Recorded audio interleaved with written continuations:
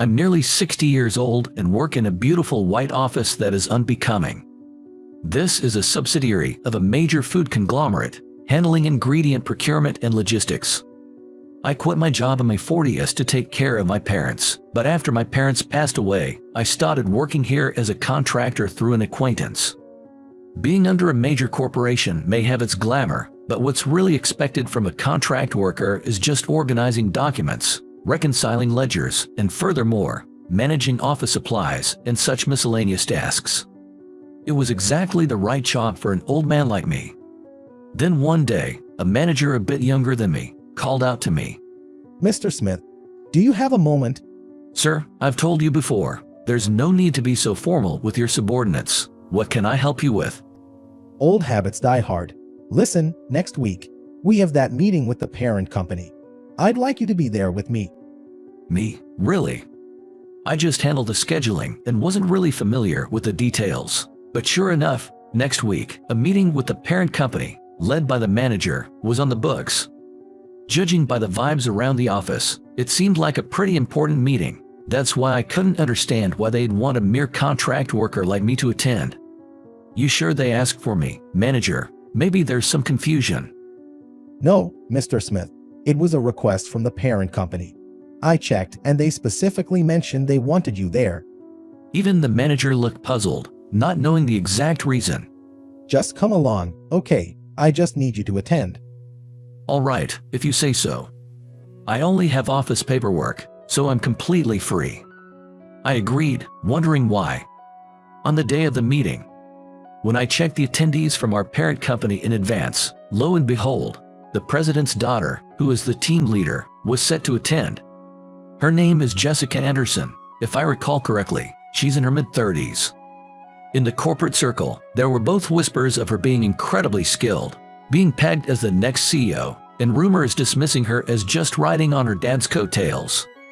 Either way, for a contract worker like me, she's on a totally different level. The fact that someone of my rank was invited to a meeting with such an important figure was, in and of itself, very unusual. The atmosphere in the conference room was tense. After a quick round of greetings, we all took our seats and got down to business. Our project aims to further expand our company's presence in the Asian market. Jessica began explaining. It seems this plan was a major project involving the entire corporate group, aimed at expanding our international reach. So, we'd like your company to explore new sales channels. Here's a list of the necessary requirements, including the budget. At that word, a subordinate from the parent company began distributing documents.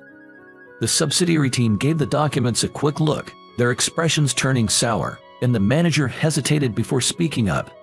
I'm sorry, but this seems a bit unreasonable. The middle class in Asia is our target. We need to reduce unnecessary costs and make it as affordable as possible. Jessica stated confidently. She then fixed her intimidating gaze on the manager. As I mentioned at the beginning, this is a project we're all in on, betting the company's future. We need to push through, even if it means making sacrifices. But there are concerns about quality. Consumers are more discerning these days, sensitive to issues like human rights and labor practices. As the manager tried to explain, Jessica leaned over the table and threatened in a low voice. You're our subsidiary, right? Just follow along without making a fuss. And don't forget, I'm the CEO's daughter. One word from my dad and you could be out of a job. Hearing this, I couldn't help but chuckle out loud. My dry laughter sounded awkward in the tense meeting room. Wow, you really live up to the expectations of a future CEO. Your presence is so commanding. It's like something out of a mob movie. Everyone in the room turned to look at me, and sensing the focus, I offered a superficial apology. Oh, my apologies. Who the hell are you? The CEO's daughter, Jessica, looked at me with clear annoyance. Nah, I'm just a lowly contract worker. Please, go on and don't mind me. This meeting is supposed to be top secret. Why is someone like you here? Well, I'm not quite sure. I've heard there was a request from your side though. But, I continued. While we're on the subject, let me offer a piece of advice. If you force an unfair deal on a subsidiary just because they are part of the family, the IRS is gonna take notice. That could hurt the whole group, don't you think? Hearing this, Her face turned bright red with rage. What would a low-level guy like you know? Don't you dare belittle this job. The next moment, my vision turned brown for a split second. Before I realized it, I was dripping with coffee from head to toe. Still trying to grasp what just happened, I blinked in surprise and said, "Phew, I'm glad it was iced coffee." I amusingly thought to myself. Smith, you okay? Someone get a towel. The manager quickly offered his handkerchief, while others rushed off to get towels.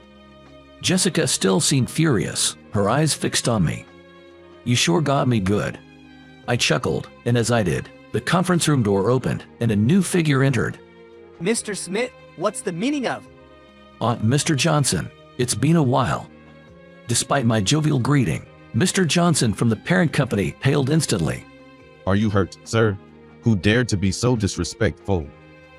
"Well, it seems like you've got a spirited team here. Quite commendable." As I glanced at Jessica, she looked puzzled. Mr. Johnson then began to explain to Jessica. Jessica, this is Mr. Smith, a wealthy investor. He's been investing significant sums in our company, What? excluding financial institutions. He's probably one of our top 3 shareholders. You're kidding. Jessica went pale and quickly apologized to me. I deeply apologize for my behavior. Truly sorry.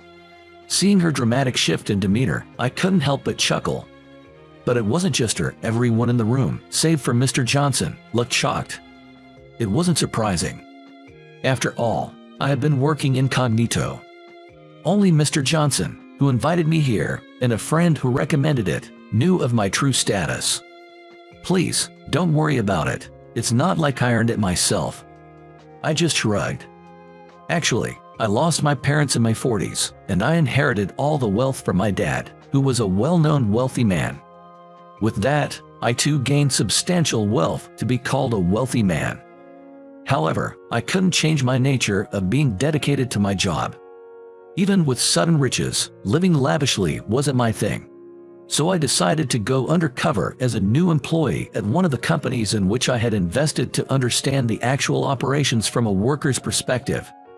In fact, out of all the companies I've infiltrated, I had to back out from several after witnessing some shady dealings.